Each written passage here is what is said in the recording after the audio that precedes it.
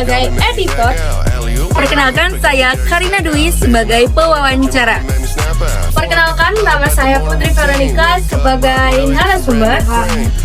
Perkenalkan, saya Oviat Siden sebagai pembuat naskah.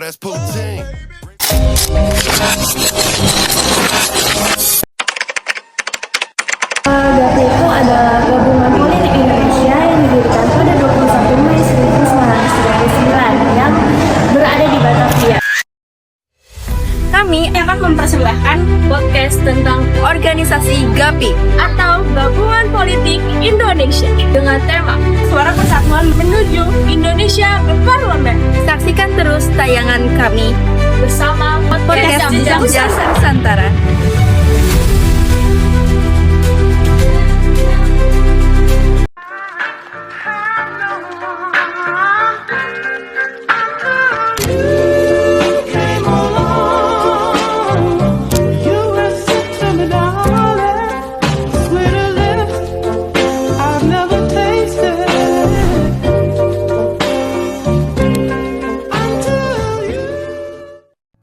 Pecatur wanita yang mimpikan cuan Kondisi generasi catur berikutnya. maaf dengan Ibu Dr. Putri Veronica.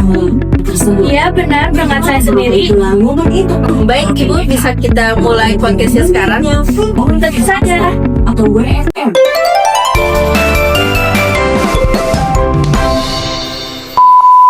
Halo Sobat Sejarah, selamat datang di podcast Jejak Nusantara.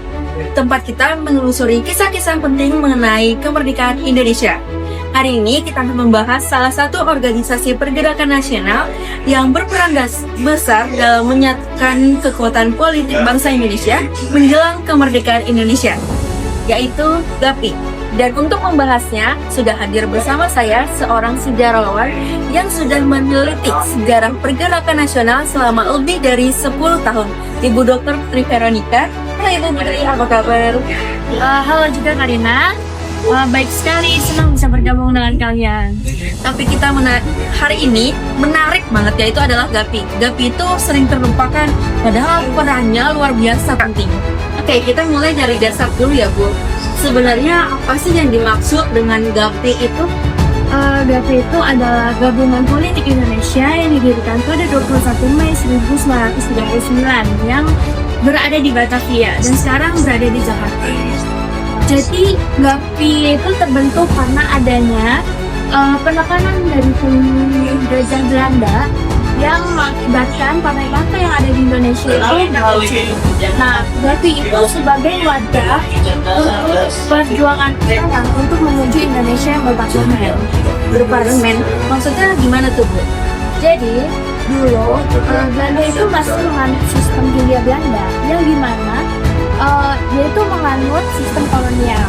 Nah, GAPI ini menuntut bahwa setiap rakyat Indonesia wajib memiliki hak untuk memilih wakil rakyat untuk menentukan nasib rakyat ke depannya.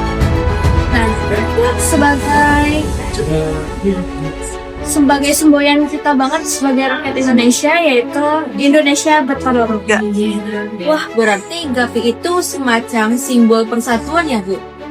Kalau boleh tahu, siapa saja Bu tokoh-tokoh penting yang ada di organisasi GAPI itu? Benar sekali, persatuan adalah kuncinya. Tokoh dari organisasi GAPI itu ada Muhammad Ifni Tamrin. Dia adalah ketua dari organisasi GAPI.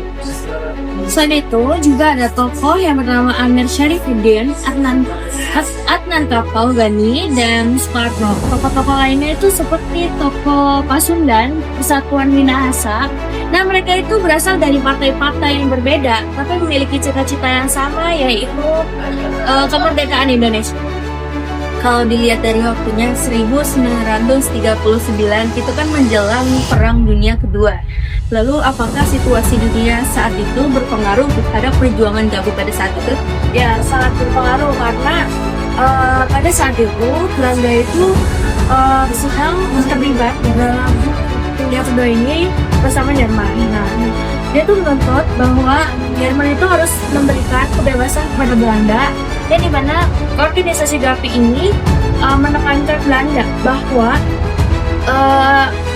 Indonesia juga perlu kebebasan untuk rakyatnya kepada Belanda.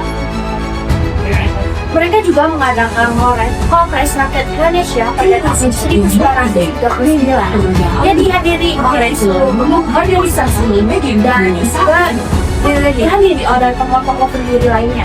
Dan mereka mengeluarkan resolusi hak untuk rakyat Indonesia berparlemen. Tapi sayangnya saya dengar perjuangan GAPI ini tidak berlangsung lama ya. Iya benar, karena pada saat Jepang masuk ke Indonesia dan Belanda kalah, itu semua organisasi yang ada di Indonesia, termasuk GAPI, itu dihapuskan oleh Jepang. Namun, meski terbubarnya organisasi GAPI ini, tapi semangat perjuangan organisasi GAPI ini tidak hancur sebetulnya. Itu tuh yang membuat atau dilakukannya proklamasi 1945. Jadi meskipun GAPI pada saat itu tidak sempat mewujudkan Indonesia berparlemen, Bu, gagasannya tetap hidup dan menginspirasi perjuangan kemerdekaan ya. Ya, benar Karina. Jadi, organisasi GAPI itu adalah jembatan dari kemerdekaan menuju kemerdekaan baru. Untuk semangatnya GAPI ini, mungkin bila tidak ada semangatnya GAPI ini, mungkin Indonesia tidak semua tahun 1945. Kalau boleh menyimpulkan, Bu, apa pelajaran penting yang dapat kita ambil dari kisah GAPI ini? Pelajaran yang kita ambil adalah persatuan adalah kunci untuk Indonesia merdeka.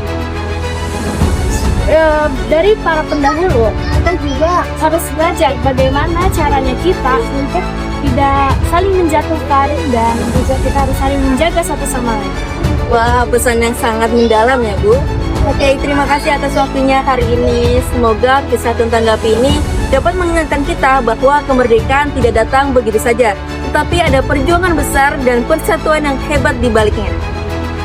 Terima kasih sudah mendengarkan podcast Jejak Nusantara. Jangan lupa follow dan dengarkan episode berikutnya, karena kita akan membahas kisah menarik lainnya dari perjalanan sejarah kemerdekaan Indonesia. Saya Karina pamit undur diri, sampai jumpa dan tetap bangga menjadi bagian dari Indonesia.